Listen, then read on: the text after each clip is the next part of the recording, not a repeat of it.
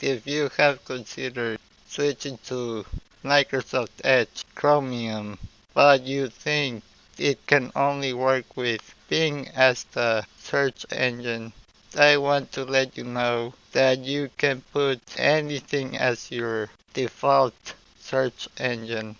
You can put Google, Yahoo, DuckDuckGo, AOL, Wikipedia, or whatever website you want. It does not even have to be a search engine.